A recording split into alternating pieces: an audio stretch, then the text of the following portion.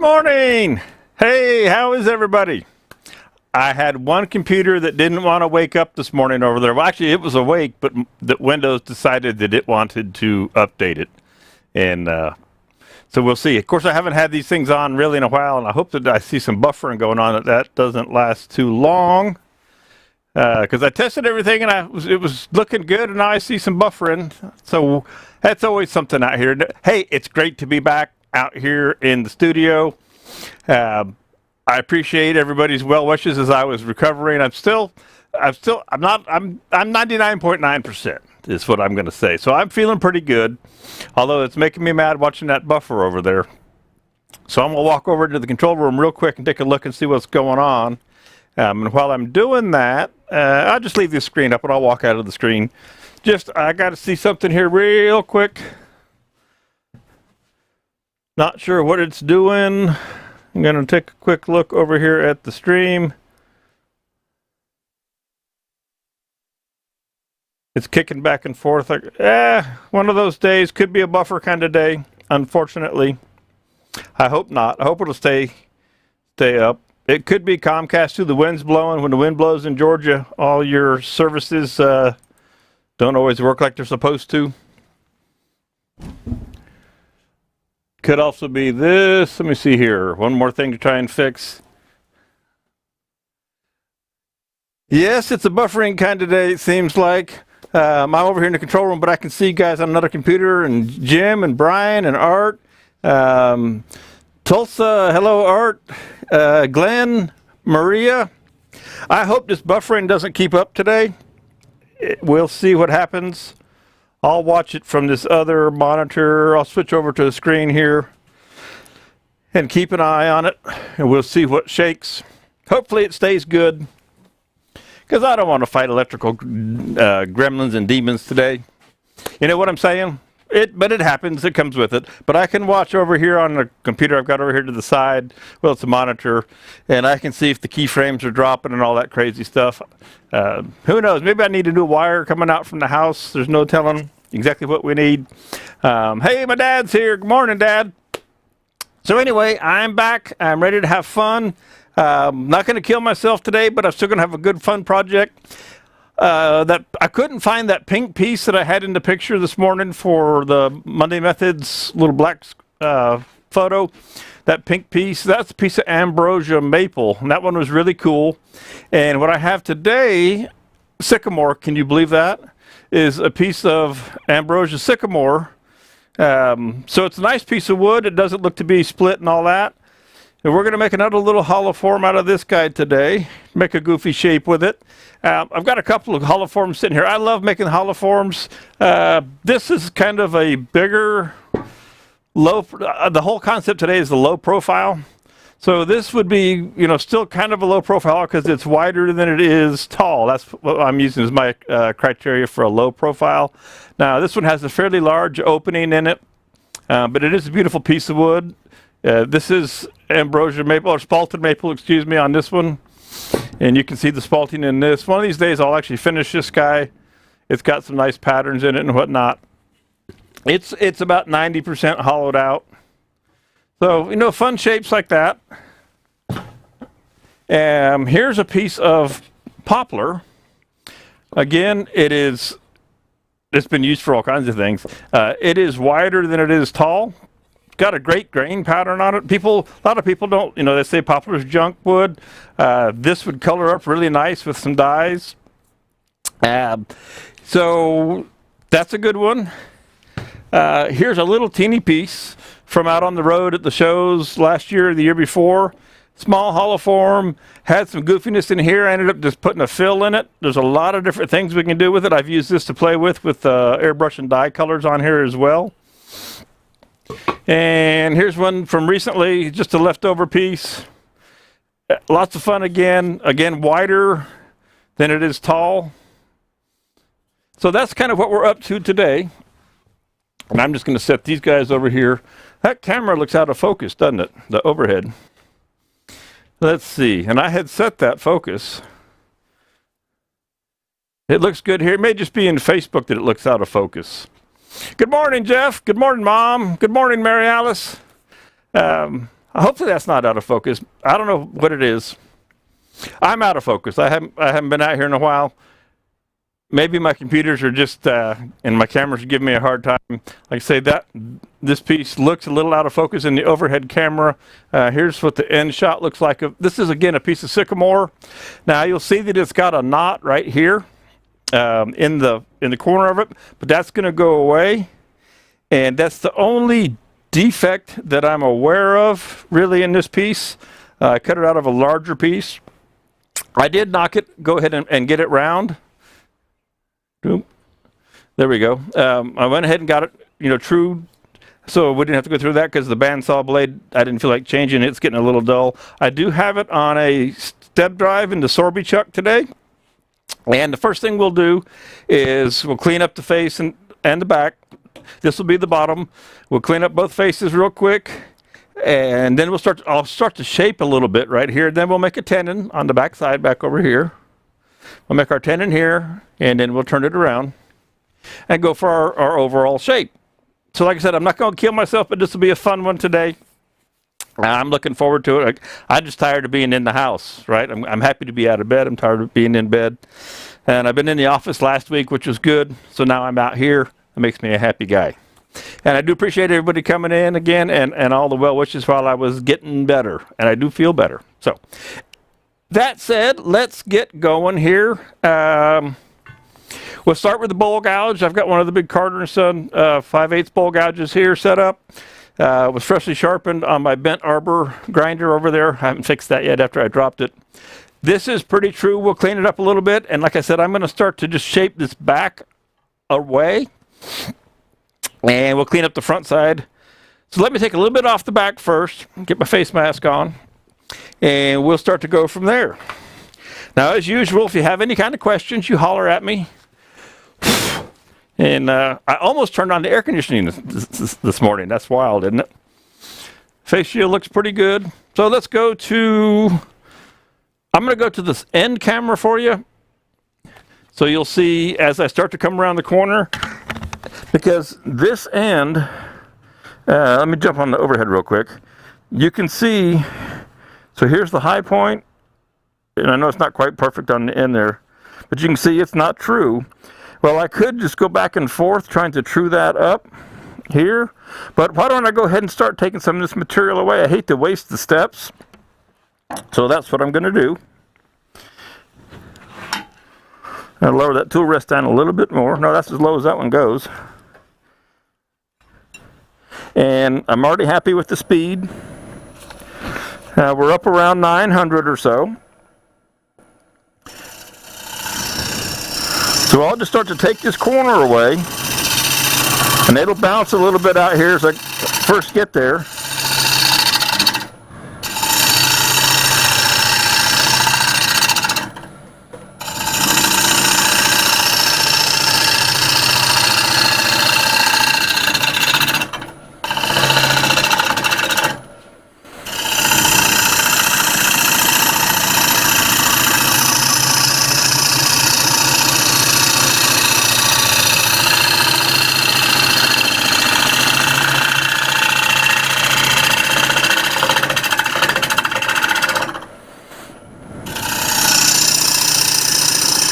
Take you to the overhead now a little bit.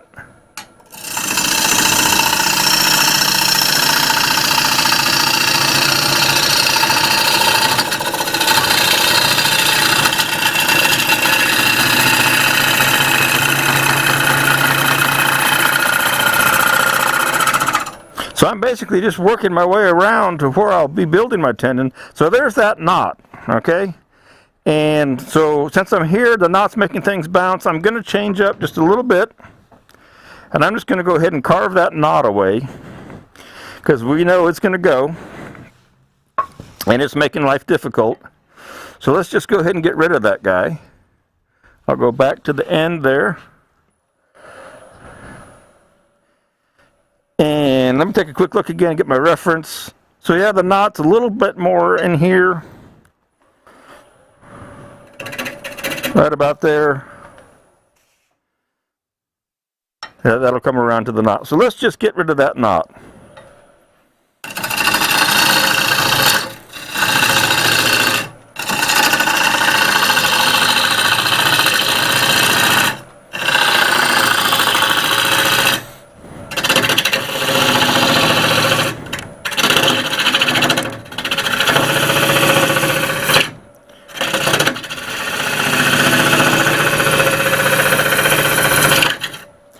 Just get that guy out of there. Deeper than I was hoping for. I don't want it, it doesn't look like it'll be in my tenon when we get to making the tenon here. It's just being difficult.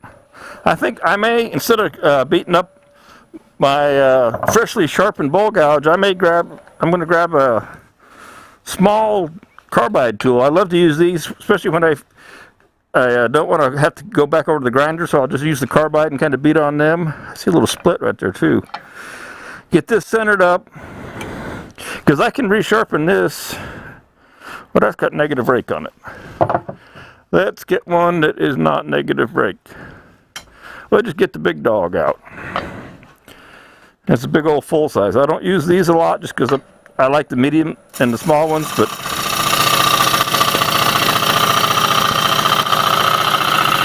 we just want to get this knot out of here so we know what we've got to work with.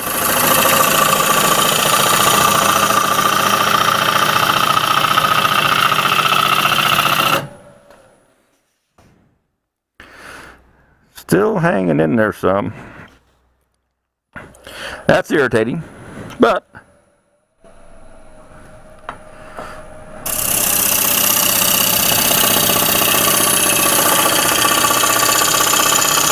if we end up with a little bit of it left in the piece, well, that's okay. Not my first choice.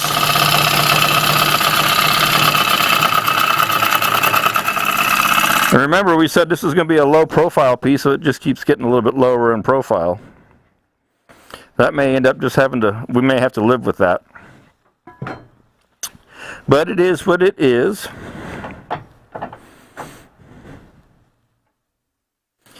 Let's go ahead and work up a tenon here. Now I think I'm actually going to use this same set of jaws. No, I'm going to go with a little bit bigger.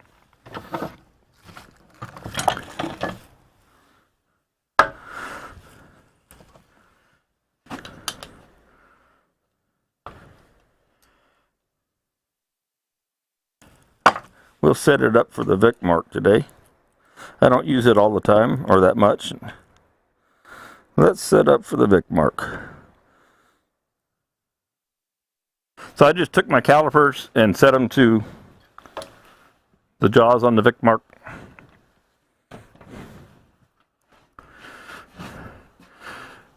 Well, thank you, Facebook user. I am feeling better. Indeed I am.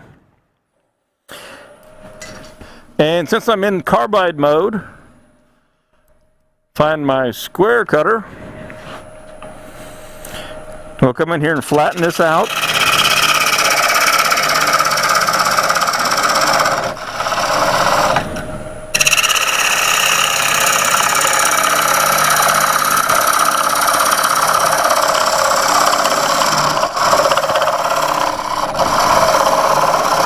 Again, if I can help it, I don't really want to have this knot in my tenon, and I think I should be fine because my tenon is going to be smaller down in here. So we should be good there. Okay, good. So that'll take care of that issue.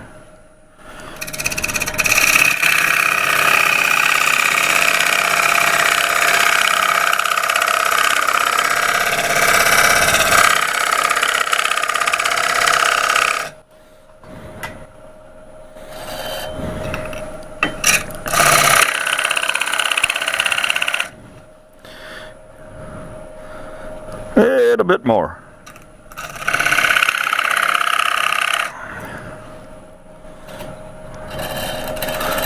That works for me. Okay, now I've got something to work with.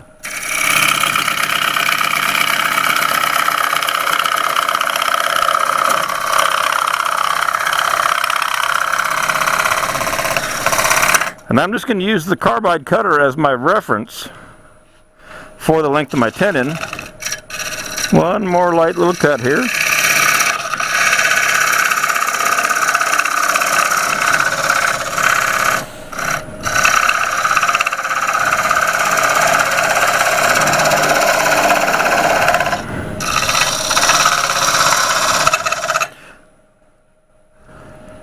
All right, that looks okay. So we got a little split in there. It's going to be one of those days. Got splits and checks, but hopefully that won't give me an issue. I'll be glad when I'm rid of this sycamore. I mean, I love the look of it, but I've had it for some years now, and it's starting to get kind of not worth the effort to work with almost. So there's my little dovetail profile going on there. Okay. Now I do have this extra little wood section right in here. So I'm going to turn that way down so that I can get rid of it easily when I get ready to go put this in the chuck. Okay? Because we don't want that to touch. Okay. So we're ready with our tenon. I'm going to take some more material out of this while it's still between centers. And I think I'll go ahead and jump over here to the overhead for you. Hey Joe, how you doing? Good to see you. Let's see. Well, I'm set up for this stuff. We'll just take this big old round carbide and clean up this front edge.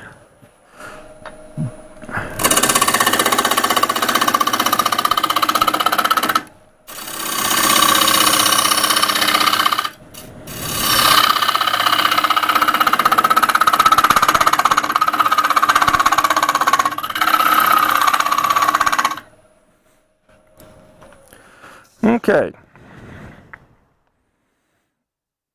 So as I start to think about this shape that I'm looking for,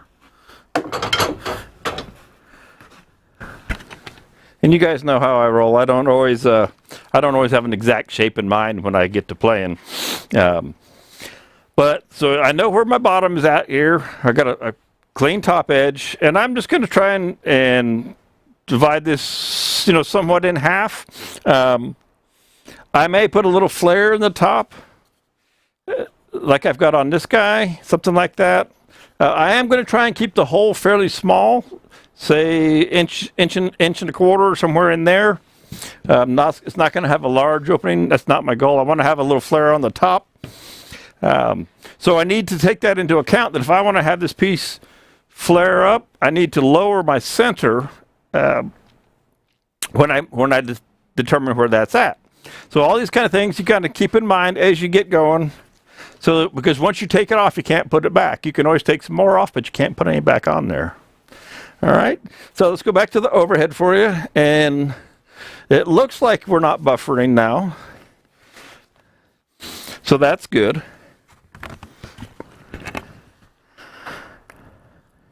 And I'm going back to a bowl gouge.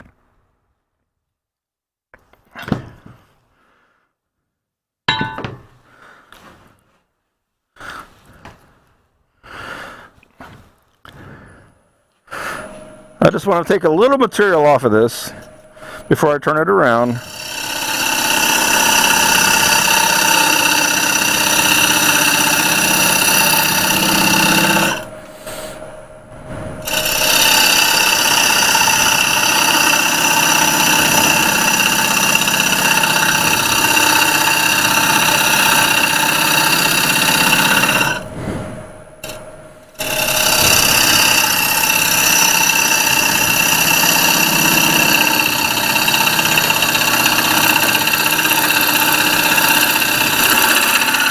Now this wood is dry. It's plenty dry. Okay, and let's start taking some of this off.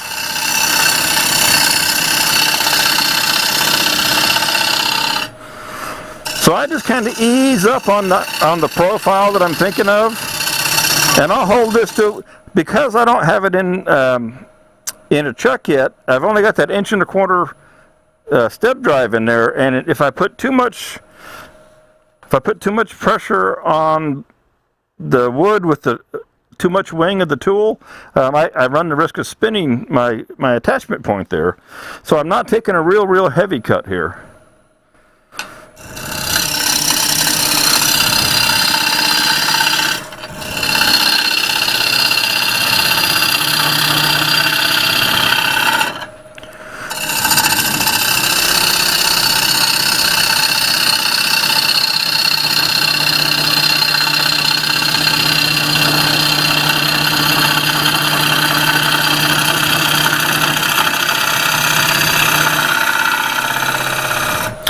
I would like to get as much of the shaping done on the bottom side as possible before I turn around, just because it's so much easier to get to. And let's get that cleared off for you there. Hey Jeff, your son Jack is watching. He thinks it's cool. Well, tell him I said, hey, hello Jack. Your daddy's a good guy. He helps me out at the shows. He's a good man. Let's go ahead and go to the end camera here. So you can see I'm kind of connecting the dots. I've just established a top area up here, or outer diameter, and I know where my very bottom is here. So I can kind of work to connect this, and I can take some more of this out. I do have to leave a flat section for my jaws to sit on.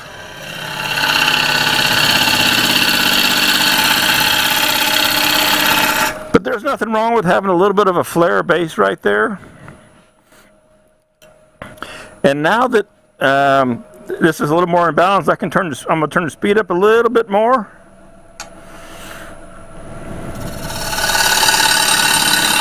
And I know I'm cutting uphill, wrong direction, but I'm just working on the shape here. Although I think I'm getting a pretty clean cut.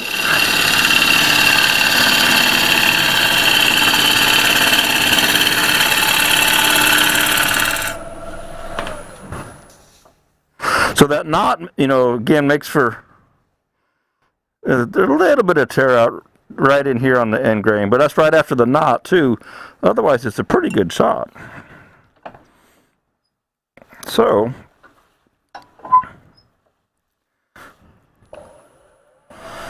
we'll change directions here.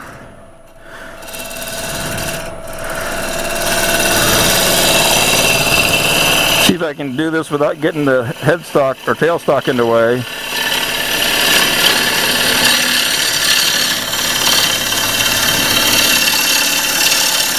So now I'm cutting with the grain. I'll get a much cleaner cut other than that crazy knot that's in there. So that cleans up all the end grain tear out. That's all gone. Okay, not an issue there. And now, again, this knot is not what I counted on. I thought that thing was going to go away, but it's not. The knot's not going away. Again, because I got the tailstock in place and the curve I have, you can see I run into a little bit of an issue there. Now, what I might try is my real small little gouge and see if it'll let me come across there, because it's got a different angle to it, and I might, no, I'm still going to hit right there. Had I put this on a faceplate, and I thought about it, but had I put it on a faceplate, I could take the tailstock away, and that would be one reason that you want to use a faceplate. The reason I chose not to use a faceplate is because I want to keep the small hole access. Had I used the faceplate, I would have screw holes around in a larger diameter than I wanted, or I'd have to take the wood away to get rid of it. So that's why I chose not to put any hole. I could have used a worm screw too. That would have been another good option. But this sycamore doesn't hold the worm screw threads very well, and I was afraid that it would come loose if I took the tailstock away. So I eliminated 2 of my mounting options due to, 1, the nature of the wood being soft, and 2, the screw holes for a hollow form with a small little base in it, and because I didn't have a lot of extra wood to work with. It was a fairly shallow blank. Okay, so that kind of put me into this position that I'm in. Now, this isn't horrible by any means. I think I'm going to make another pass in here.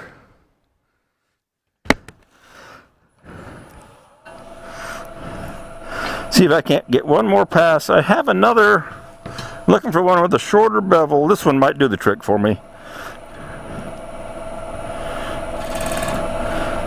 If I can get one nice pass and not have any tool marks across here, I'll be happy.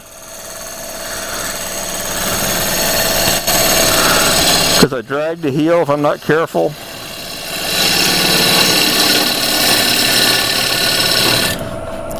That one right. Get rid of that right there, and that's when I run into the tailstock.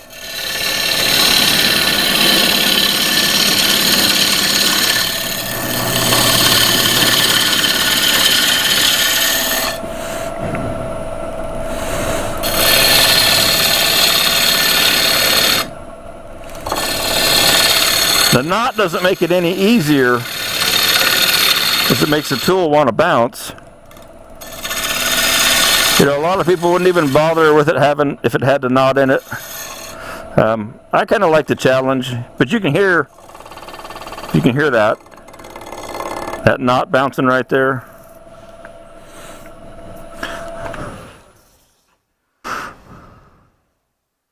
Okay, one more pass and then I'll quit messing with the bottom here.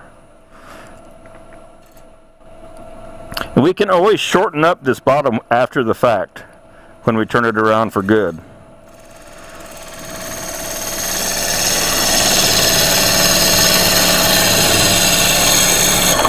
See, that's right when I run into my tailstock, right there.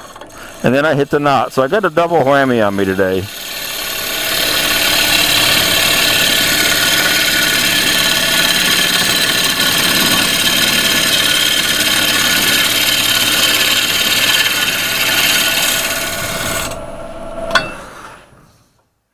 Well, I'm going to leave it at that and call that good, and we'll change whatever we want to change later on. So, change that. Let's get a little fresh air. Go ahead and turn this around and put it in the chuck. Like I say, in this section right here. So right now, you know, I've got a lot of extra wood right in here, let's say. I can take a lot of this away once the piece is generally done and turn it back around. So I can shorten this up. I'm not committed to having to keep all this wood here. If I took a marker or a pencil,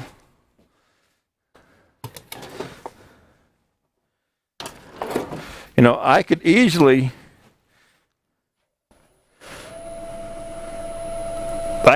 reshape this and take that much wood away, or even more. I could even maybe come up into here if I want to. I just have to remember, and it's not a bad idea to have these marks. When I start to take the inside out, keep that in mind that you might be taking, some of this bottom away. So that's one way to give yourself a reference point to kind of keep it fresh in your mind on what you want to do there. All right, okay, let's get this guy turned around. It's supposed to be raining out there. The wind is blowing. The rain hasn't come in yet. If there's anybody here from Texas, I hope you're warming up and getting thawed out down there. It's been a mess for you guys. South Georgia's just been kind of 40s and rain, 50s and rain. It's a little bit warmer finally today. Doo-doo-doo-doo.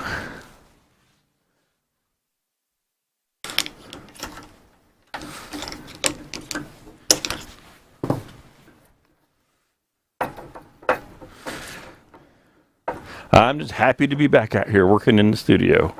The woodworking shows is coming up. That's what I've been doing last week in the office, getting everything set for that.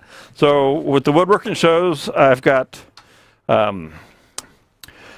it's 4 weeks virtual, and we're on starting the 5th of March. I keep wanting to say February because it was going to be February. 5th of March, which is a Friday. And so we'll be on Fridays and Saturdays on the woodworking show, virtual tour, if you will. Cool thing about it is admission to the trade show. So, you know, Spiralcraft will have a trade show booth. Admission to that is free. It doesn't cost anything. That you just have to register to go into the trade show. And will be Friday and Saturday for the 4 weekends in March. And then for $20, you get access to all the educational seminars. And there's myself and about 4 or 5 others that are doing educational seminars. And so Friday and Saturday, I'll do the first seminar of the day will be identical, Friday and Saturday. And then I do a second one. I think my first one's at like 12:30, 1:30. And then a second one later in the day, about 4:30. So one is wood. The first one is wood, and then the second one is resin. It repeats on Saturday. The next week, if you go look at the schedule, you'll see that each week I progress through the projects. So it starts out in the beginning of the project and turn into wood or casting resin. And each week I move on a little bit further through the progression so that by the end of the 4 weeks, we have a completed piece or pieces. And another thing that I decided to do, because I've got all this and it works most days, looking at the keyframes, is that on Sundays, as an added bonus, I thought it would be great. So on Sundays, I'll come back out here and I'll do an hour for the wood seminars and then an hour for the resin seminars. Sundays, no charge. You just jump in a video conference here with me in the studio. So if you have questions that didn't get answered at the woodworking shows on Friday and Saturday, because the schedule is pretty tight, I'll be available on Sundays for an hour for each topic, starting the second weekend. I won't be here on the first weekend on Sunday, but starting the second weekend, I'll be available on Sundays to ask or answer additional questions anybody might be asking. So I think that's pretty cool. I'm looking forward to it. Now, one thing I do want to take this little nub off of here. You can see that I got that little nub that was left over there.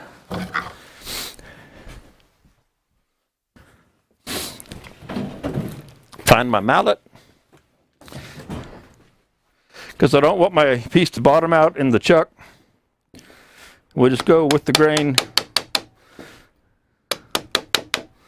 Cut that little guy off.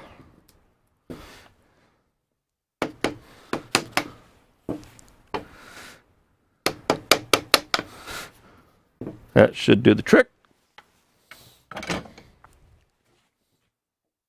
I'll pop you in the overhead here.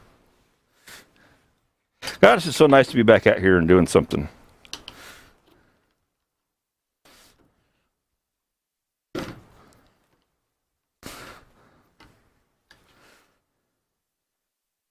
That turns pretty true. I might give it one little twist in there.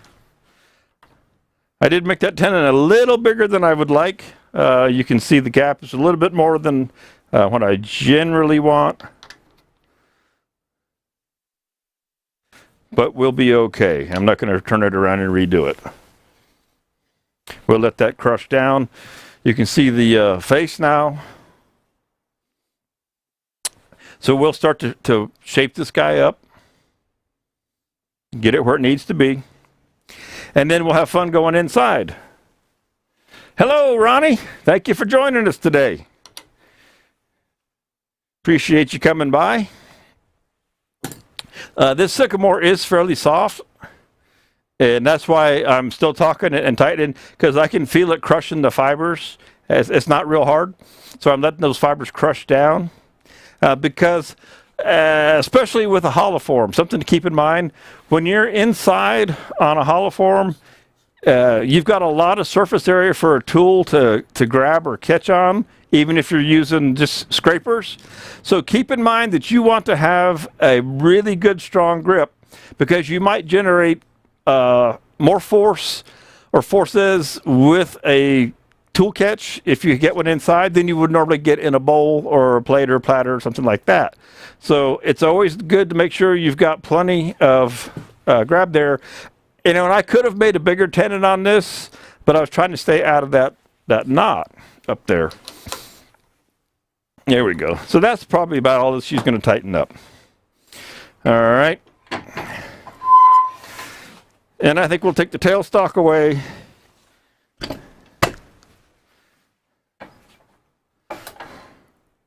And we'll get ready to come in here to the end. We'll clean this up and we'll start to shape.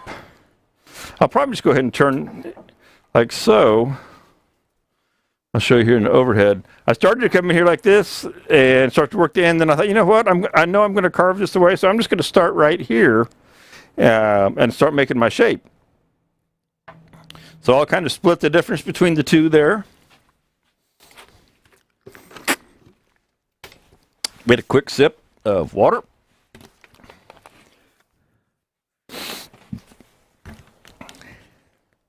Uh-oh. Goggles hit the glasses.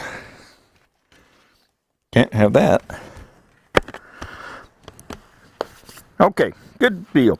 So whenever I turn the piece around, I always go ahead and zero my speed back out. And that's more crooked than I was expecting. Well, that's no good. Let's see if we can't fix that real quick. When I cranked it down, it went kind of crooked on me. Let's see what happens here. Just going to be wonky on me today. If so, we'll just have to return that whole bottom, but that's not the end of the world. But it does affect our speed that we can turn at. Yeah.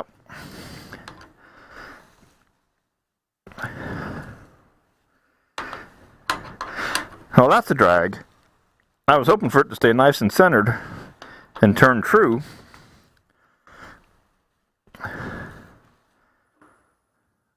But you can see it doesn't really want to cooperate, and so this out of balance is going to make everything shake. So unfortunately, we've got to jump in here and fix that. Just enough, at least. And since it is out of balance there, I am going to bring the tailstock back up real quick, just to have a little extra safety on here while I dial this guy up.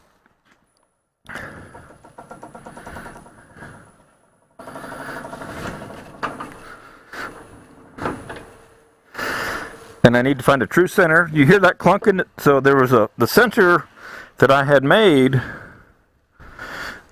where the live center just jumped into wasn't quite really in the center. So I'm going to jump back around over here real quick.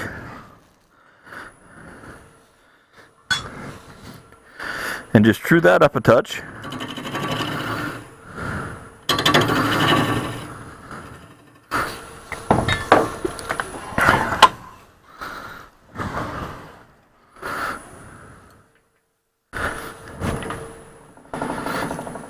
That's better.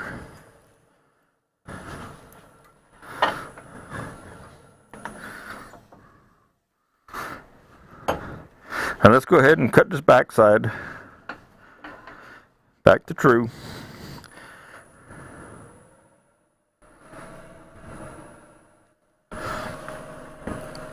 I hate it when they get out around when they won't mount back up perfectly true.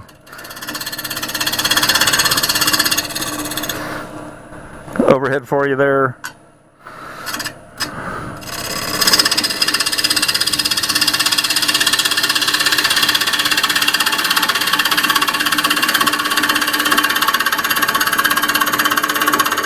Does also take away my lines, but we'll put those back.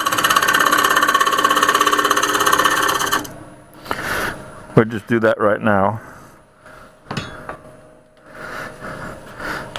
I was thinking about, say, making the bottom of the piece the usable bottom right in there somewhere once we turn this back around. Okay. Minor little bother.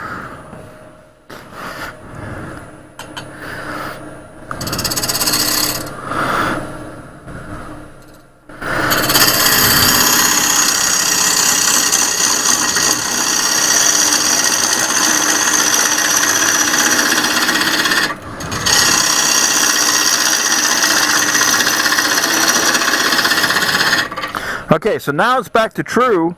I'm already turning about 1,000 RPMs. I want as much speed as I can get. Now, in the overhead, you can see here, because I'm cutting down or uphill against the grain, I'm getting some tear out.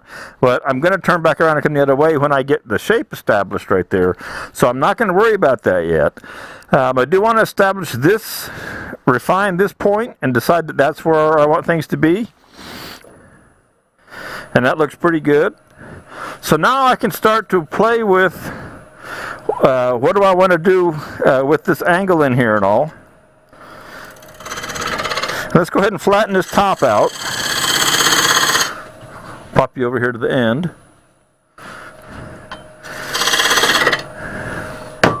I grabbed the bigger bowl gouge. That was a 1/2 inch.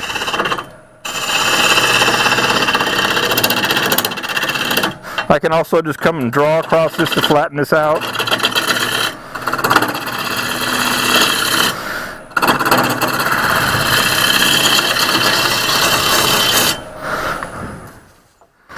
Okay, so now, you know, there we are. There's another knot right there. This thing's going to be full of knots today. Oh, it's buffering on Facebook land. But okay, it's pretty wood. It's beautiful wood.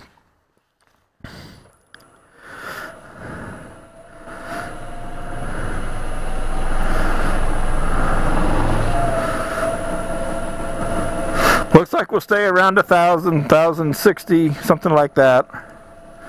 And we're in the end camera. Okay.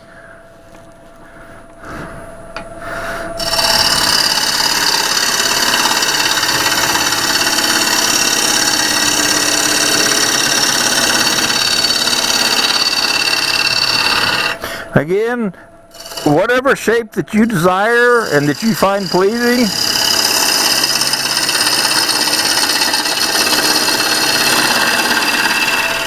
and there'll be times when you'll make shapes that when it's all said and done, you're not that happy with after the fact. But it's just fun to shape and curve and carve. You can study other profiles. Now, one thing, let me turn this off. I've got a black mat right here, and the back of my cabinet is black. So what happens is when I look past this profile, I'm looking at a high contrast against the black. So I can see this shape, these curves pretty well. The keyframes jumped to 4.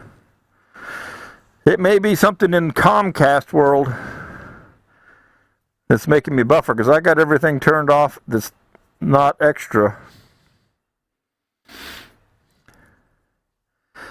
And it's going downhill.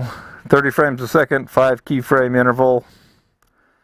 That's no good. I apologize for the buffering. Not that I can do anything about it at the moment. Just watching.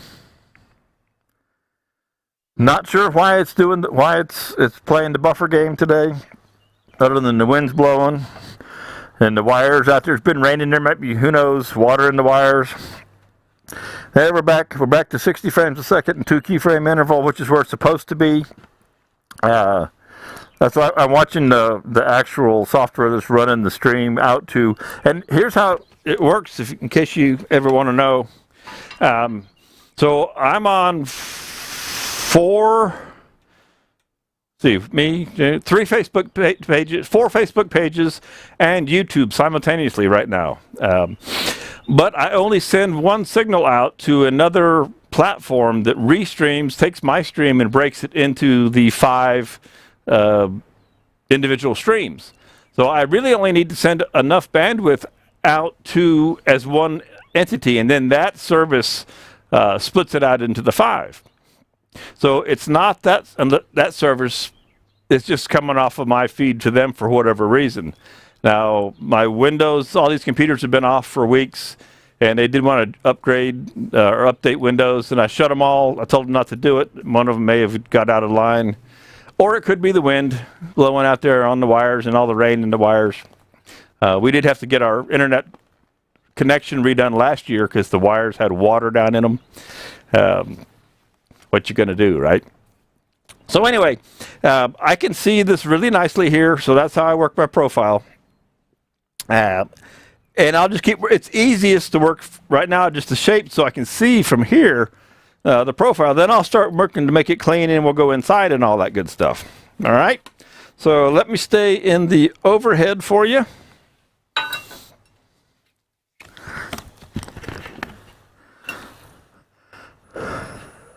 Because I do know that I'm going to have an entryway up here.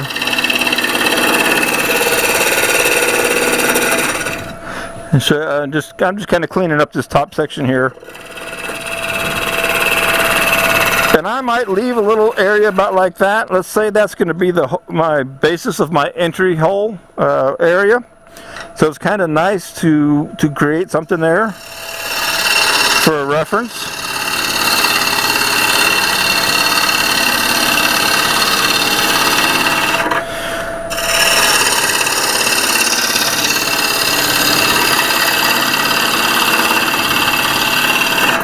So one thing that you want to keep in mind as I start to build well, let me show you on this one.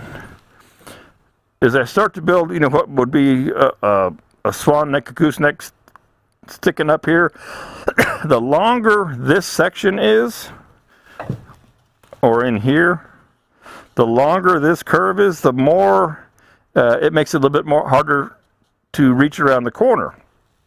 So that's just something to keep in mind as you're making your shape. Now I'll be using some curve tools to do the actual hollowing inside, which is a big plus.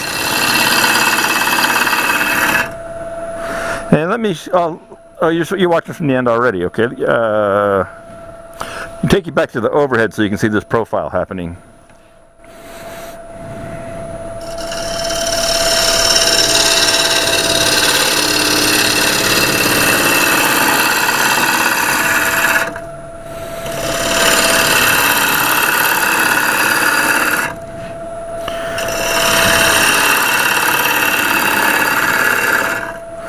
And I think I'll switch over to a little bit smaller gouge, a little bit lighter gouge, I don't know, I've never been a big tool fan. I like to use a lighter tool. That's just me. It doesn't mean that it's the best way. It's just a personal preference for me. And everybody has to find their own personal preferences.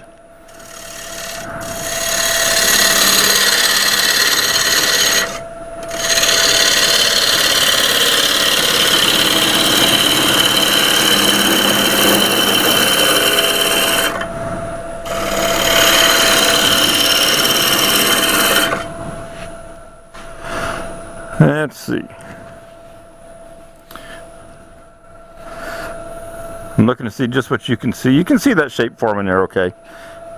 It's not, the camera's a little to the left or the headstock's a little to the right. I may move it. Let's do that. Now that I can, I'm going to shift this over. Hopefully it won't mess up my focuses too much.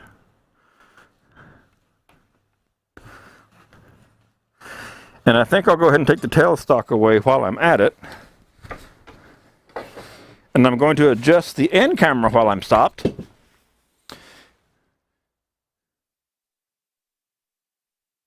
To get you a better view in here.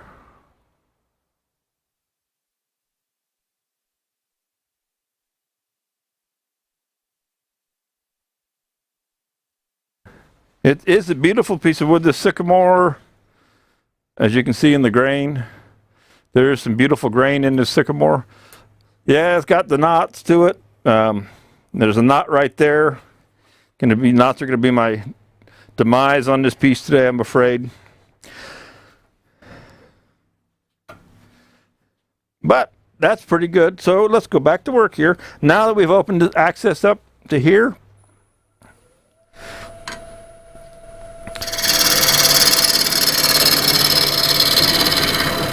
this is the Carter & Son. It's a 1/2 inch. And let's say that we like that. I'm just going to take a little bit out of here just to give me a reminder. All right. Now I'm going to start working my way back.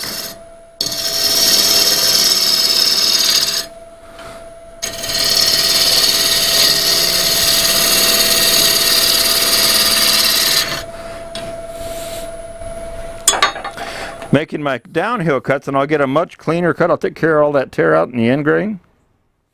Raising that tool rest up just a fuzz.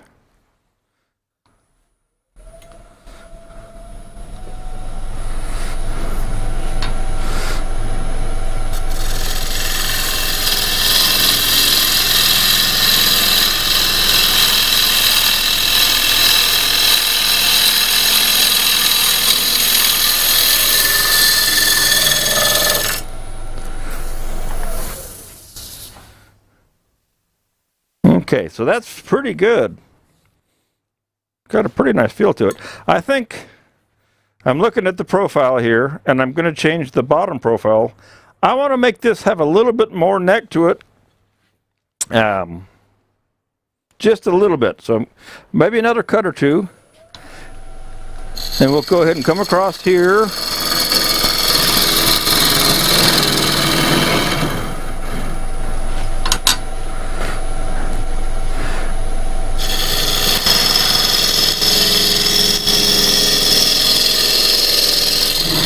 And that's where I make the turn. And I'm trying to keep my fingers out of the way.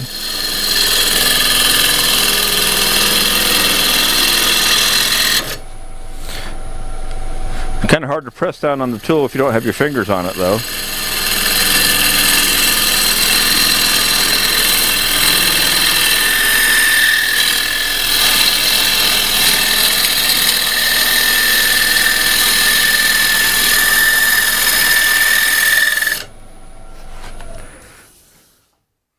Okay, so we're going to have that knot there. I'm stuck with that. I got to live with it. This is a nice clean cut across here. Nice and smooth. No tear out. No tool marks until I get right out here to the very, very edge. So I'm happy with that.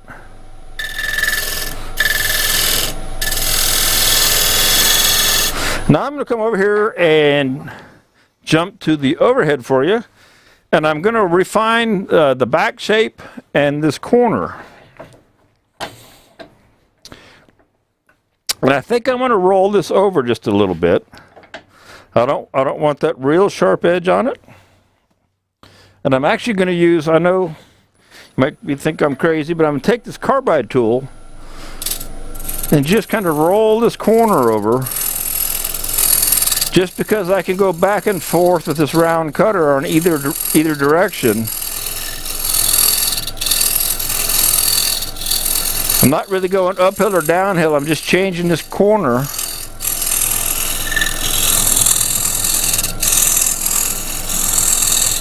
So I don't have to change tool orientation with a bowl gouge if I want to use that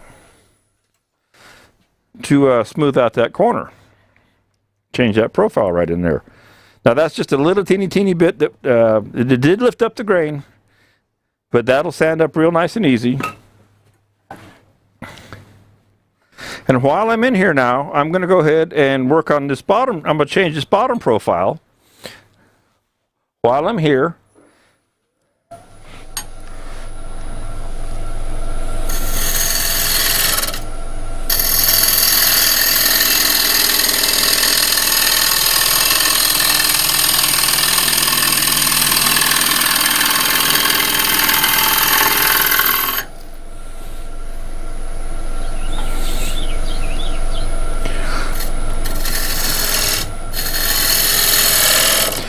I want to increase the arc, and I'm using that black line as my reference for where my bottom will actually end up being, okay, or roughly. It's just a reference point. I don't have to stick to it, and I may change it here just a little bit.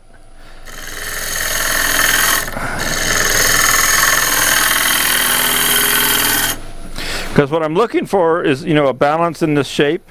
And what do I want it to be? Do I want it to be symmetrical? Do I want it to be asymmetric? We could debate that all day if we wanted to.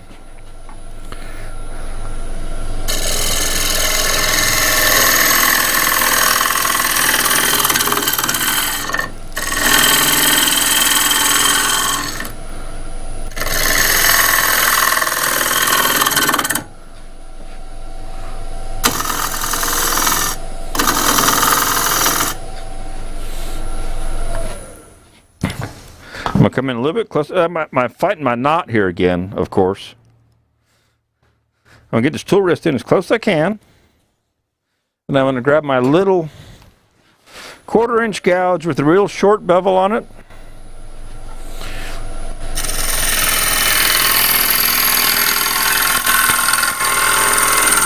To come in on that corner.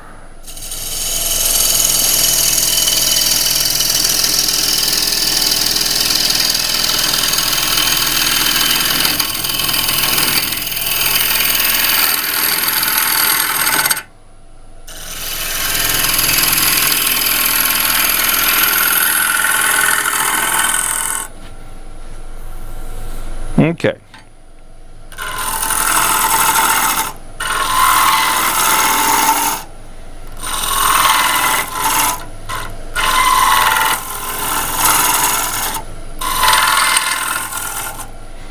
Again, I'm trying, I'm working to where my true bottom is actually going to be. And I'm thinking that it's going to be, right in here. Okay, somewhere like that. So I'm not going to worry about anything about down in here.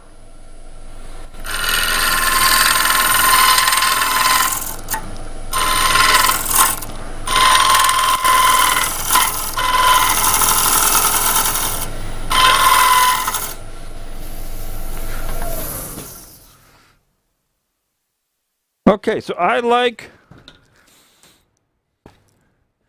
when I look at the profile down through here now, I like what I see in here.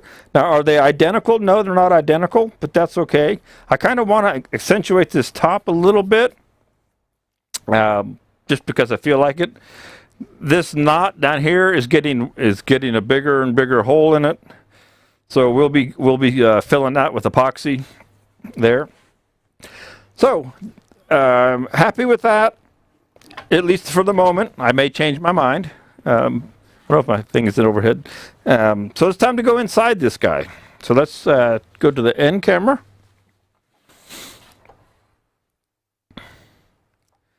And I do need to, I'm going to change cutters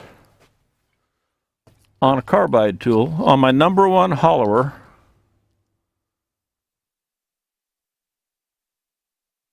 Because it's got a negative rake on it. So let's do this. I'm going to change. My number 1 hollower, my EasyWood Tools number 1 hollower, favorite tool of EasyWood Tools, has got the negative rake cutter on it. I grabbed a standard cutter that was over here on the shelf. Now, I want the sharpest cutter I can get, so I'm going to sharpen this real quick. If you didn't know that you can sharpen your carbide tools, you can. And I will show you. And I don't know if I can get it in the overhead camera. Probably not, but I'll find a way. A little bit of lapping fluid. This is the Trend Diamond card, 300, 600. And I'm going to go with the 300 side. Just a little spot of fluid on there. This doesn't take but a minute. Take your cutter. And let's see, where you can see that. Take the cutter, put it top down, put it on your finger, and just go around in a circle. And we're just cutting that top flat. And you'll start to see a little gray slurry.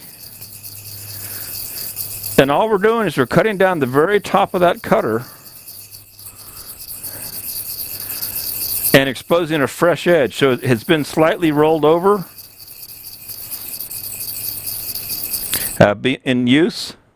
And you'll see it gets all shiny. If the bigger ones, and you can see the darkness there, that's the slurry. So the bigger ones, you'll see the etching go away for the model. Excuse me. Okay, so this is a 300 grit. And if we want, we can flip it over. Leave that stuck to my finger. And put it on the 600.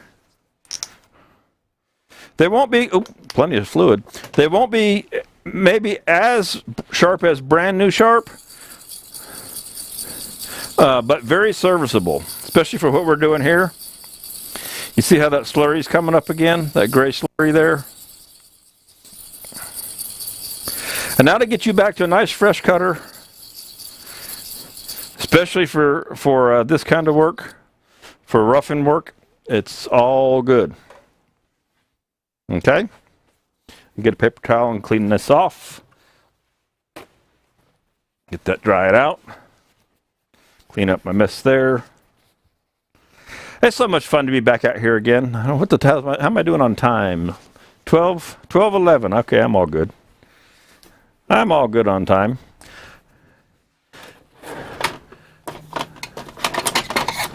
Number 1 tool, as far as I'm concerned, in a woodturner's arsenal is an ice pick. I know my dad's here. I talk about this all the time. He gave me this ice pick. And clean out the screw hole in your carbide cutters before you put the wrench in there so you don't strip out the screw. I saw a little buffer there, but it looks like our keyframes are back to where they're supposed to be.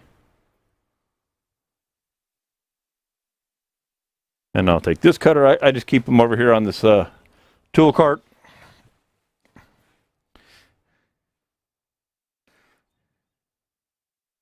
Now that crazy crack in the bottom of that thing will be interesting. I'll fill that with epoxy before this guy is finished up. I may not get it filled today. With your carbide cutters, always use just the short end of the wrench to tighten that back up. Take a look at it, make sure that it's seated nice and flat. Okay? And again, just use the short end of the wrench for your leverage. All right? Okay. Good deal. The number one hollower, this thing is indispensable. It's great. You can use it for all kinds of things. Big things, small things. Hollowing is just part of what it does. It's a fantastic tool. So we're ready to go inside here. I'm going to jump over to the end camera for you. Take a quick sip of water. No, I see the keyframes are buffering again.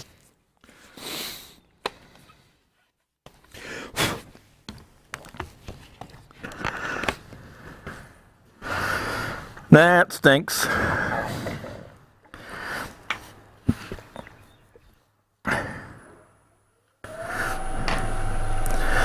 So we're right at center. Again, I apologize for the buffering that you're probably seeing.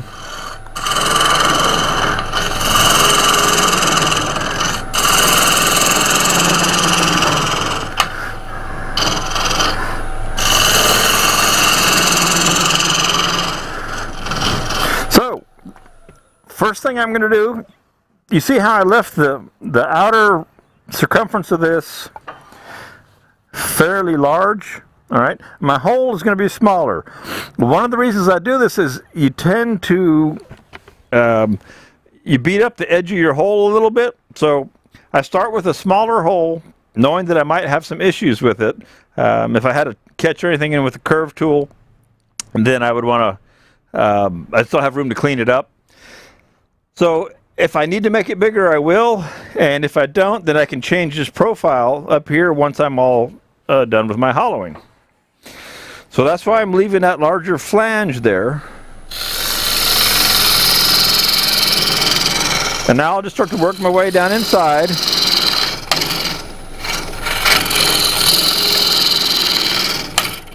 And that jump is when I go past center.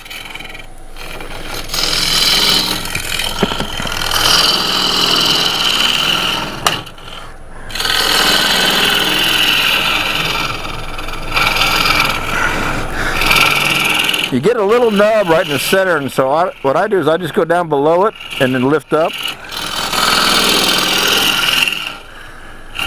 Now you actually can turn your tool, straight tools at an angle. You can get a lot of work done even with a straight tool, though the curved tools do make it easier.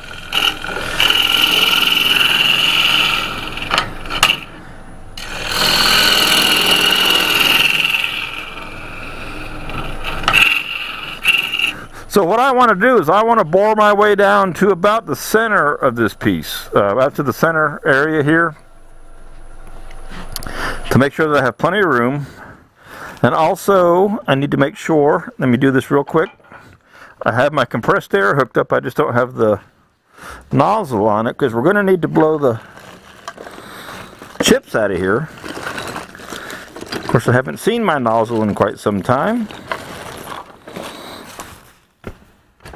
Probably be my luck I won't be able to find it today all of a sudden. Knowing me. Since I didn't look for it ahead of time.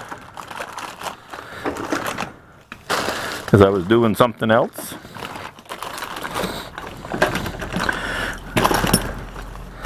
I got my tire filler.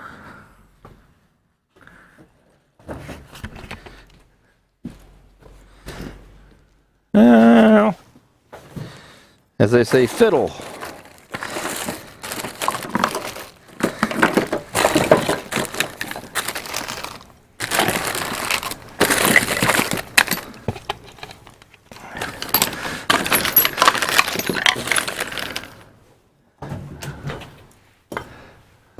Leave it to me to always have at least one item missing that I need.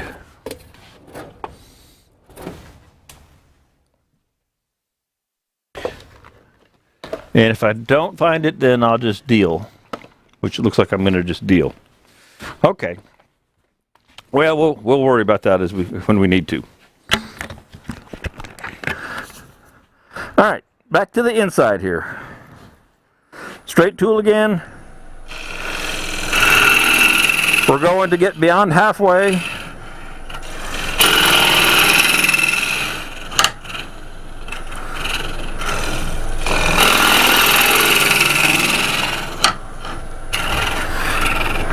You could use a Forstner bit too if you wanted to do this that way.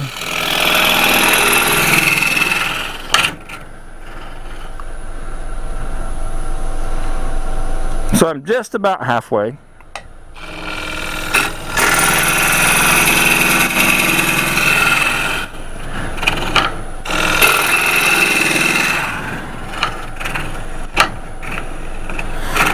Okay, now, like I said, you could, if you didn't have any curved tools, you could do a lot coming in from an angle, but you have to, it's a lot more difficult. Yeah, Dad, I could drill a hole with a Forstner bit, as I said. But that's one more thing to have to set up, when I can just grab a tool that's already in my hand. Now the next tool I'm going to start with will be, this is another carbide style tool, and I may grab out an arm brace tool too. So this is the Easywood Tools. This is the old number 3 full-size hollower. They don't actually make this one anymore. They went to the pro size, so I'm going to hang on to this one. This is my favorite size of theirs. Has the swan neck, has a larger cutter, full curve here, nice big flat section.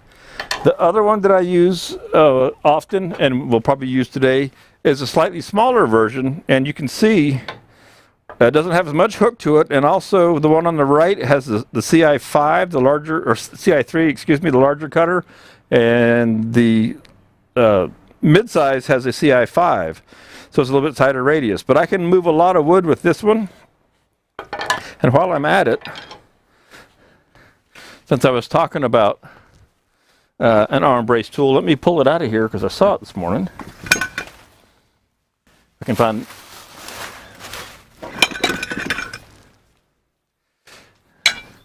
This is, since my dad is here, this is a Sorby style arm brace hollowing tool. This is what I learned to hollow on. My dad gave it to me, and I thank him for that. This thing is great because you have the leverage of your arm, okay? And I may go ahead and dial this up today, and so you get plenty of leverage. Now, some people are scared of them because if it catches, it works on your shoulder and things like that. But the other thing that's really cool about this that you can't do with a fixed bit, let me get that out of let go. It went in, doesn't want to come out. It's not even tight. Okay, be that way. The cool thing is, well, it probably shows better here, yeah. This head is adjustable, and here's the cutter. It's a high-speed steel cutter. So if you wanted to make a flat top, you can turn this cutter any direction you want. And it's great, so you can adjust it anywhere you want to. It's just a high-speed steel, like an 1/8-inch piece of steel. Sharpen it up on your grinder. Don't make it a real sharp angle. I learned that the hard way. Not super steep. It will catch more. But these are great because you can reach really far in and you can adjust the head. Yeah, Jeff, I agree with you. It's actually faster just to cut that hole with a tool while you're there and be done with it than to set up other stuff. I don't know. I've always been, the faster I can get it done, the happier I am. So with this tool, I need to stay out here on the flat section of the neck. All right. With the arm brace tool, it's round, and you can go anywhere you want to.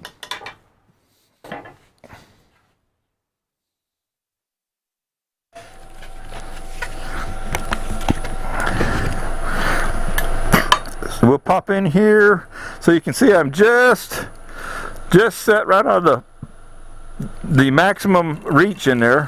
One thing that's also important, I always like to remind people, this is the cutting edge you want to be cutting with, right here. You don't want to try and cut out here. It tends to grab and catch.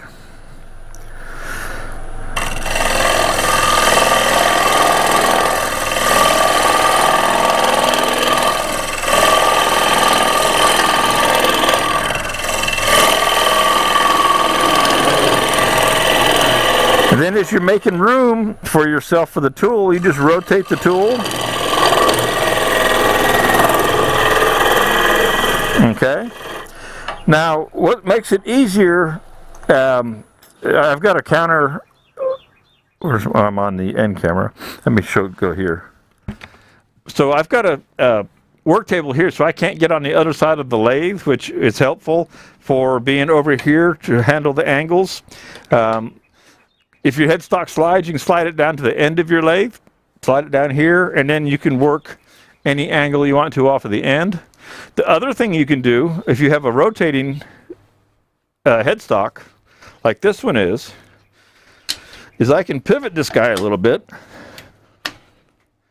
and it will make it easier. Where's the first detent?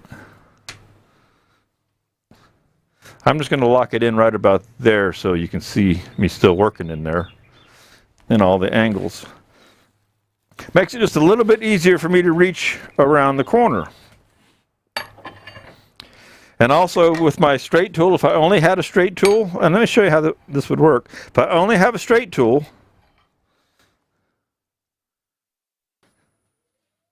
we'll go to the overhead. You can get a lot of angle. That tool rest up a little bit closer. You can actually do a lot of work right up until you get to this corner, so you hit the other side. So don't rule out your straight tools. Okay, if that's all you've got, don't think that you can't do a hollow form because you don't have a curved tool. It might not be as immediately easy or quick, but as long as that hole's not too small, you can do a lot of work with a straight tool. Okay? So if you want to make a hollow form and you don't want to run out and spend 130, 50 bucks or whatever on a curve style tool, you can do a lot with your straight tools. Okay? Now I am going to take and go a little bit deeper in here while I'm here. Just because I got that bigger tool in there and I need a little more room. Keep cutting that little nub off there.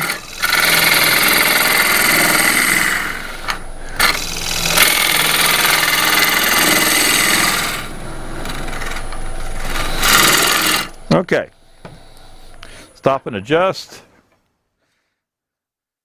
I'm going to wish I could find my my air chuck for blowing air off my hose. That's what I get for not being out here for 3 weeks.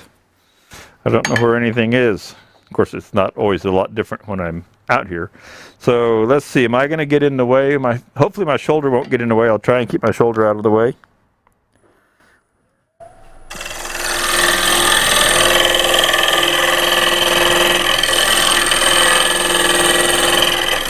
And I'll show you from the end view. Reach over there.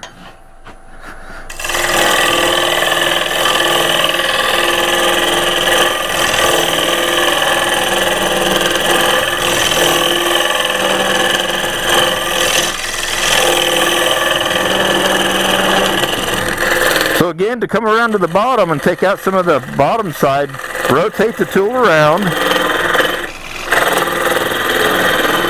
And one thing, let me show you one thing that I'm doing. So this is not an arm brace tool, but if you'll notice how I'm using my arm on the tool, so I'm not holding it back here, and this is just me.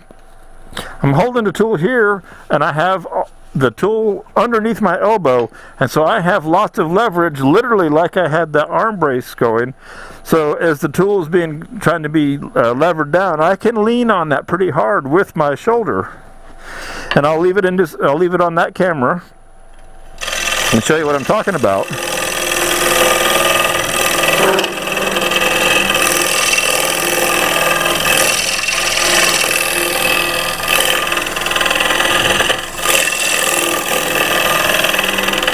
And then I come around to work towards the bottom.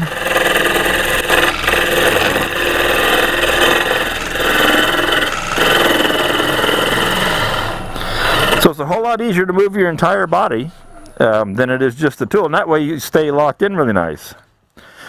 Now this stinks because there's a split right here in the top. This is going to end this project pretty quick, unfortunately. So we're not going to do much more to the top here. If I can show you in the end camera, this just opened up just while I was just turning that. So that would be filling that with CA glue, because that's where that knot was, or epoxy. But I don't want to do that until I put some sealer on this, and because I want my finish to be uniform, whatever it might be, especially if I leave it natural. So I will seal this before I fill that. Otherwise, I'll get two different colors. Okay. So we're not going to, and that's plenty thin. That's thin enough up here at the top now, as it is. So that kind of stinks. Again, it wasn't the perfect piece of wood. So we'll leave that area alone. But we'll take some more out of the middle. And then I think I will set up the arm brace tool just to show you how I can go in there. Because it helps you in a piece like this, where we have such a sharp profile here. It's going to be really hard. I'm not going to say impossible, but it's going to be pretty difficult to get this tool all the way over to that corner, plus the size of it. Whereas if I take my arm brace tool with the straight cutter on it, I can get all the way out there, sort of whenever I run into the round head of the cutter, the holder. Okay, so there's a lot that I can do with that. So let me do that just for fun. It'll take a minute here to get that set up. Pop off my mask, and we get Allen wrenches out. How are we doing on time? 12:30. We're all good. You know, I was thinking about how Monday Methods works and how I do the live stream. And obviously there's no edits, it's all live. And I really like this to be kind of a real, just like you're in your real world experience, if you will. I mean, here's the things that happen. And sometimes I'll set myself up to have things not quite go perfectly, just so I can help you understand the problem solving. That's half the battle sometimes, is solving the problems that we run into when we're turning. Okay, I'm going to raise that back up a little bit.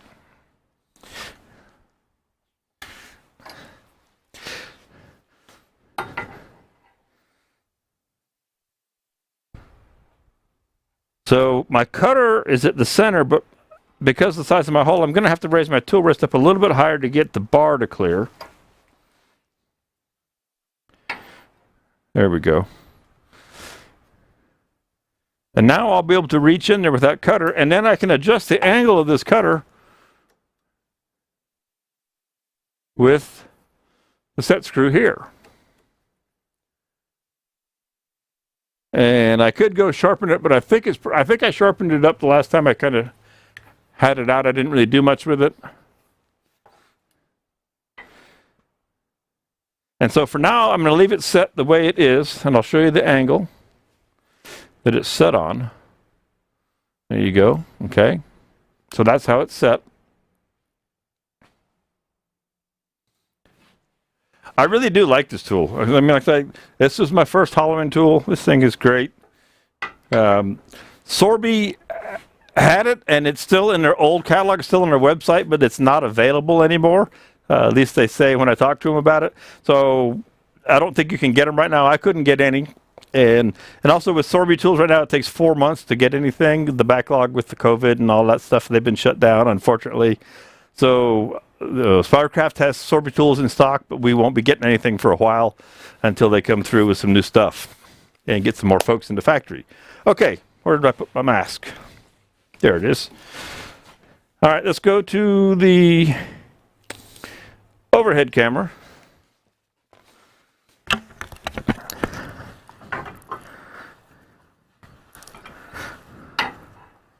And I'm going to actually back the tool rest up a little bit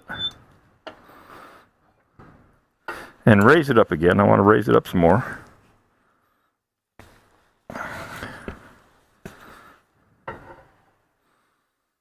Okay.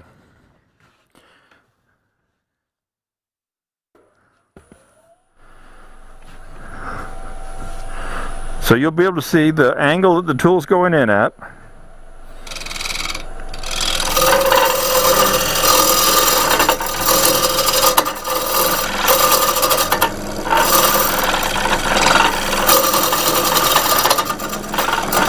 And if I want to work, oh, I need to raise that tool rest just a fuzz more. If I want to work the bottom, I just have to rotate the tool around just like I was before with the round style cutter. Because I can go in here straight and move material.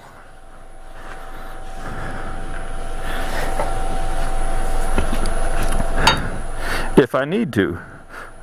Right.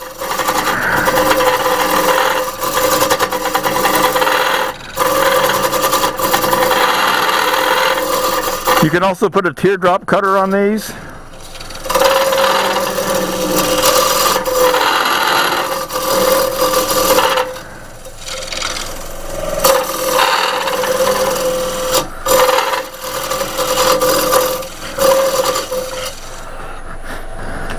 And this is where having your compressed air working, with knowing where your nozzle is good, because the chips can build up in here.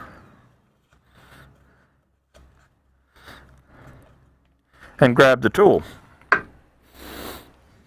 I'm going to take my straight tool here real quick and take a little bit more out of here.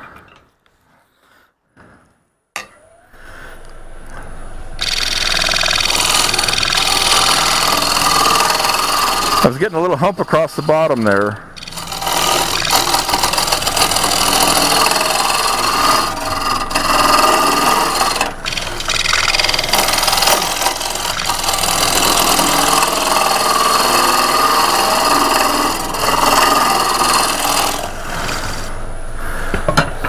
So as you can see, if you'll take your time, you can work with a lot of different variety of tools, short of going in there with a gouge.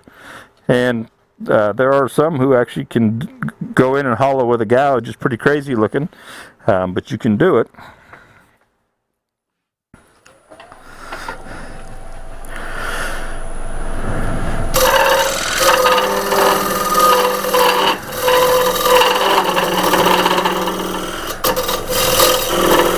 Now, knowing that that very top lip has those little splits in it, I'm going to try and stay away from that, not hit that if I can help it at all.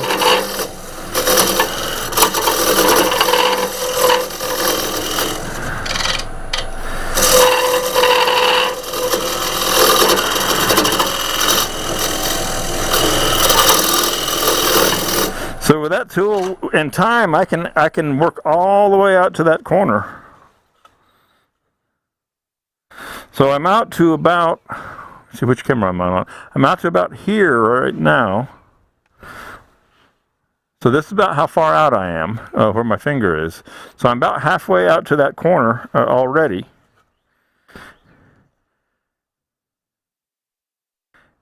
And I have a lip I can feel right about here, which I'll clean that up with the carbide tool, just because it's a little bit easier. So I'll come back in with this tool, the Easy Wood carbide tool.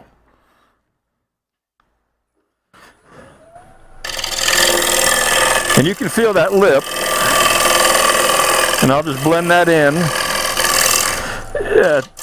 It's easier to change tools when you have multiple tools. I could put a scraper on the other tool, but then I'd be changing cutters back and forth.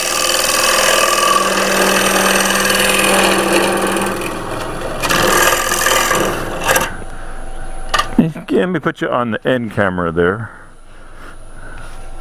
You're on the end camera. Let me put you in the overhead. I may turn this back around. Actually, I don't like that view that you're having to look at, so I'm going to change this real quick back.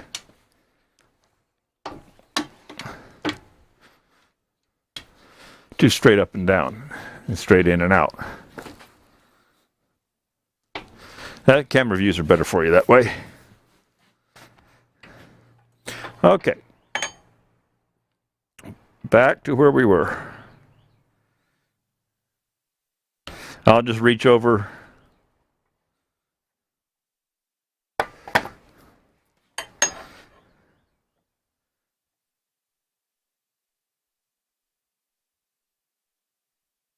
All right, there we go.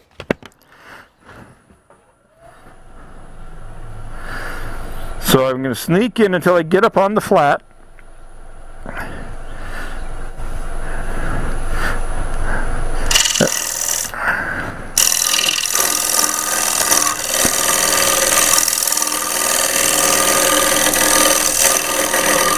And then, now here I have to be careful. This is where the straight tool is going to come back in, because if I rotate around, my top here is getting fairly fragile.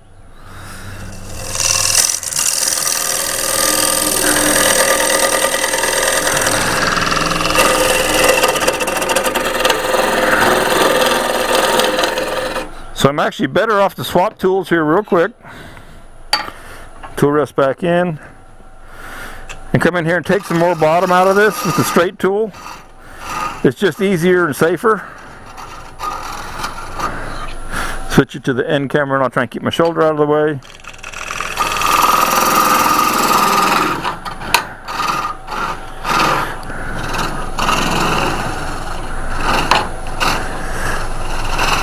So I can literally drill a hole right down the middle if I want to.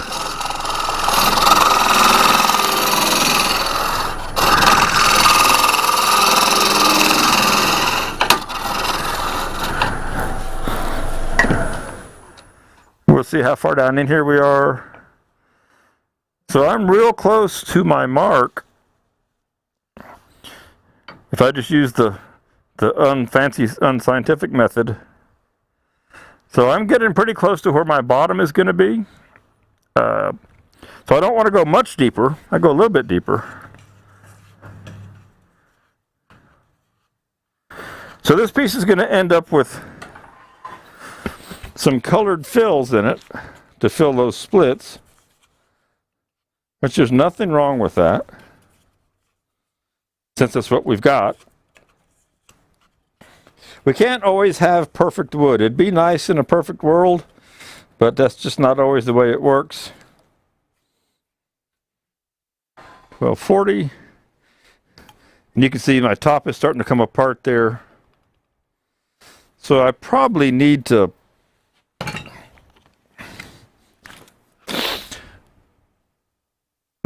stop turning on that until I get it sealed up before it comes apart. So here's what I'll do. I'm going to leave it in the chuck. I'm not going to take it off the chuck because I want to save this. I got my work in it and don't want to waste it. So if I can get this off of here, we're leaving it in the chuck. Let's see if this will pop loose.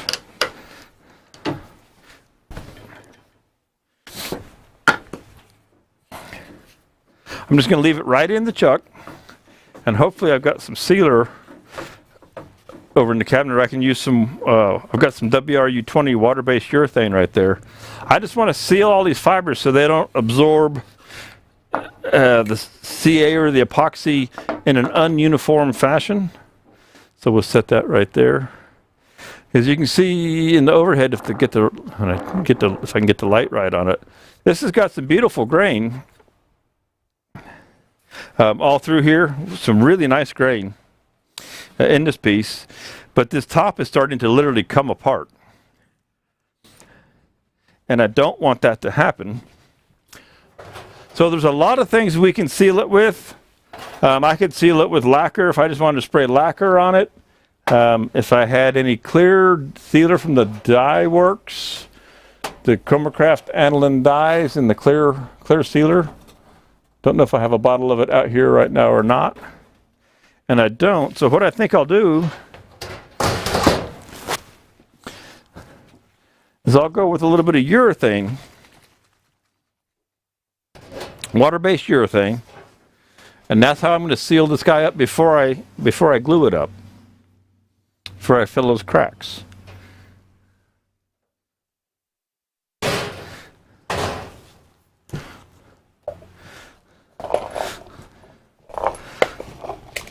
There we go. I needed to find a yogurt cup. So whether I end up dyeing this, whether I end up putting dye on it or just leaving it all natural, the urethane would be a possible finish choice for me anyway. I really like the stuff because it doesn't leave a sheen of any kind, but it will seal all the fibers. So I'm just going to pour myself a little bit in here. And that's the WRU20. Great stuff. And then I'll pop into the overhead.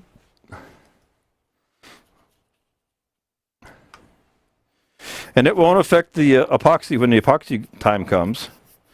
And I'll go ahead and seal this whole piece so that I have uniform sealing and color, and then when I put the epoxy on, it won't change the color of the wood differently than the rest of it around it.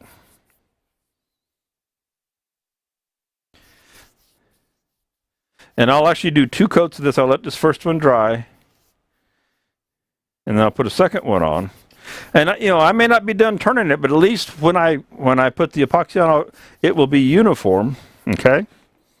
And I know we got to do the same thing to the bottom, so I'm just going to hold this in my hand. It's a gorgeous piece of wood. That's why I really don't want this one to get broken. I want to keep this. Some pieces I don't care too much about. I really like this piece of wood, cracks and all in the knots. So I'm going to hang on to this guy.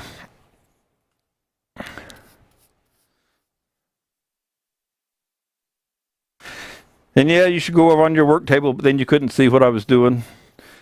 I'll just wipe my lathe off here in just a second. It's seen worse. You guys know that from me. But if you do stuff over top of the ways of your bed, go ahead and clean them off real quick. But that's a gorgeous piece of wood right there. Okay.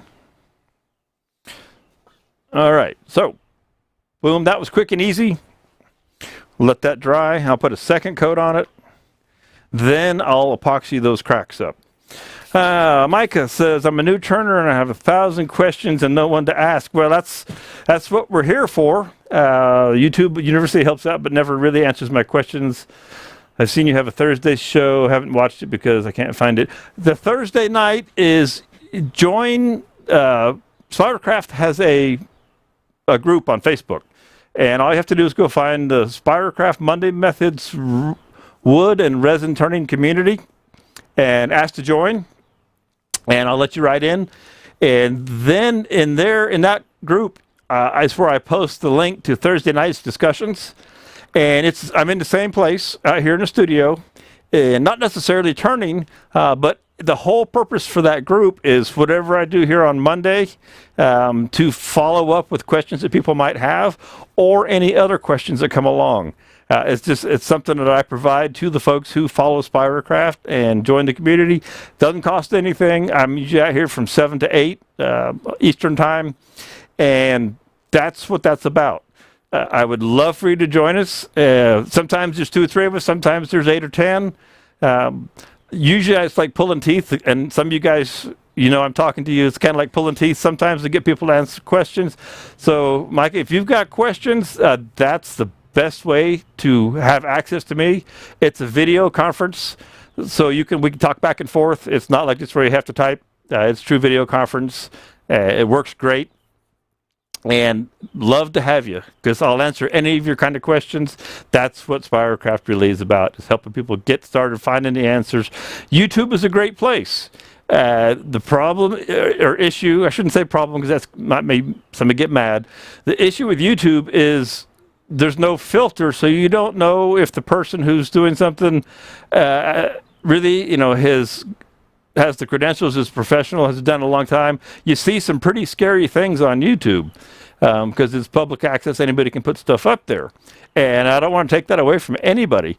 But especially if you're brand new, you may not know good from bad, right from wrong. You're not sure. Just because somebody says it so doesn't make it so. And I always encourage you, if you get information from me, say if you get information from me, double check that information you get from anybody against other sources, because there is a lot of opinion in wood turning, and there's a lot more than one way to do almost every one of the steps that you'll ever do in a project in wood turning. So just having one answer from one person is not going to get you the most sound foundation to build on. So definitely go to find Spiracraft wood and resin turning community here on Facebook, and ask to be a member. And myself or Art Miller's probably floating around out here somewhere today. We'll let you pop right in, and that's where I post the link to the Thursday nights.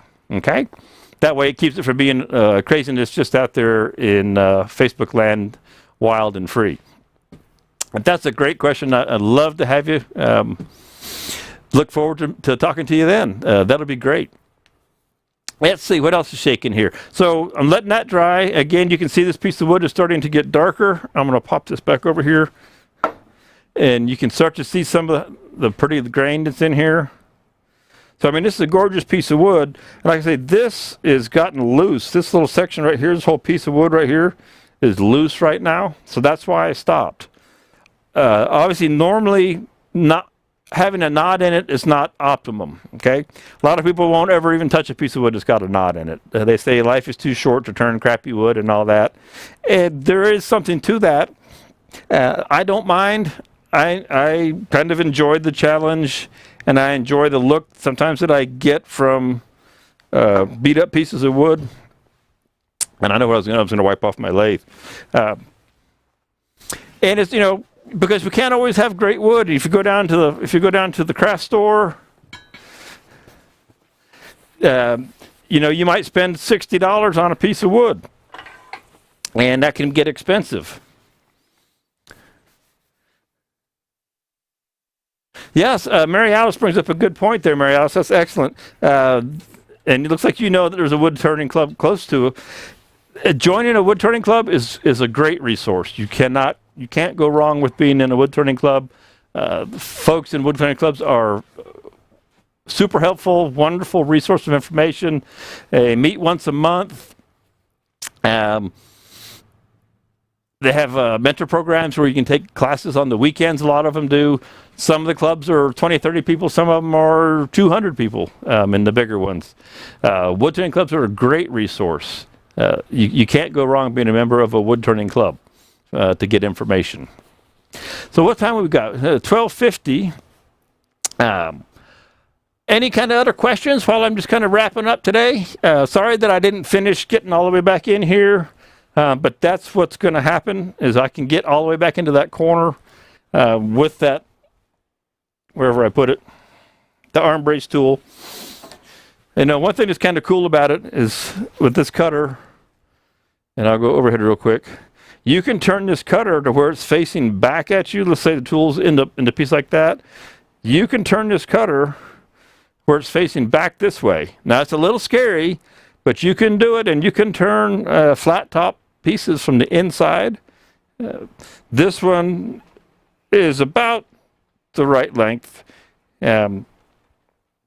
Super versatile. You can also turn it to face out this way. I really love this thing. You have to be careful when you're sharpening the tip that you don't grind your fingers off over at the grinder. People make little holders for them. Carter Products actually has a holder for that style cutter, because they have that style cutter for their hollow roller system.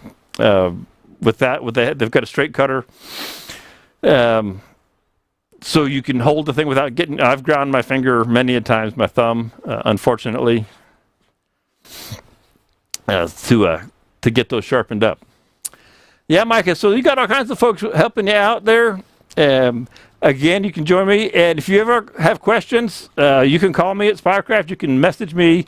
A lot of the folks here do, and I don't mind. They know that. That's what I'm here for. You can just pop me a Facebook message if you have a question. Give me a call if you need, reference on products or tools or whatever. I'm here to help you. I'm not here to sell you a tool. If I have something that works for you, that's great. If there's something I don't have at Spirecraft that you're looking for, I'll send you in what I think is the right direction, the best direction you can go. You'll find woodturners are a very helpful lot, very friendly, and we're all over the world, so it's pretty cool. Also, Mike, with the woodworking shows, if you weren't in earlier, watch the earlier section of this. I was talking about the woodworking shows that are coming up, and I'll be doing classes. I've got 4 classes that go on 8 times in the month of March on Fridays and Saturdays. The classes are $20 for the weekend. And there's myself, Barry Gross is turning, is a pen turner, fantastic pen turner. Jeff Hornung will be there. Walnut Log. So there's 3 turners in the woodworking shows, just as they're as educators. And I don't know what the clubs and guilds looks like yet, but the clubs and guilds are often there, at least when we're on the road, and they demonstrate as well. So there's lots of information available at the woodworking shows. It's a great resource there too. And Spirecraft will be here with a different backdrop in the studio with the virtual booth. Having specials on tools and all kinds of good things for the woodworking shows, getting set up for that. I know I'm gonna hate myself if I don't make this, but I will have the new website turned on by the time the woodworking show's virtual tour starts, which is on the 5th, which means that's why I've been getting up at 4 o'clock in the morning, 5 o'clock in the morning, trying to get things done. It's been a huge undertaking, but it's going to be cool. Looking forward to it. I'm gonna be so happy to have it turned on and just building on it instead of trying to maintain 2 websites, which is what I'm doing now. I'm maintaining the old one and still building on the new one. So, any other questions, gang? I see the rain has come in for me. We're wrapping it up here. It's 12:54. I do appreciate everybody's been around. Dwayne, glad to see you back. What's the name of the sanding sealer you used? The sanding sealer, this is the Chromacraft WRU20, and you'll find it on the Spirecraft, in the Spirecraft shop. Just go to spirecraft.com, click on shop, and I believe it's under finishes. I believe. And if you can't find it, just holler at me, drop me a note, and fix you right up. This stuff is great. It goes a long way. You can saw I just put a little bit in there, and I use it for all kinds of things. It's a great finish if you don't want a sheen too. Oh, Micah, absolutely, absolutely. It's my pleasure. Like I say, those of you who follow me regularly know I've been out from surgery for the last 3 weeks. So this is the first time I've been back. I'm happy to be back out here and having fun. And I miss it when I don't get to do it, and I get tired of being. I was in bed for 2 weeks. I literally it was 10 days before I was up and mobile, and that was just when it was no fun. I didn't get to do anything. So, everybody, I appreciate it. Thank you very much. I'm going to wrap her up here, and I say, anybody got questions as usual? You know how to get a hold of me, and pop in the messenger, join the Spirecraft Wood and Resin Turning Community Group. We post our pictures there, do all kinds of things. It's been quiet because I've been away, but we'll be there for you. So thank you, everybody. My voice is about to crack anyway, and I'm going to wrap it up and say good day. I'll leave you with an overhead shot of this gorgeous piece of sycamore like that, and I will talk to anybody who's coming in on Thursday, and I will see you next Monday. Bye now.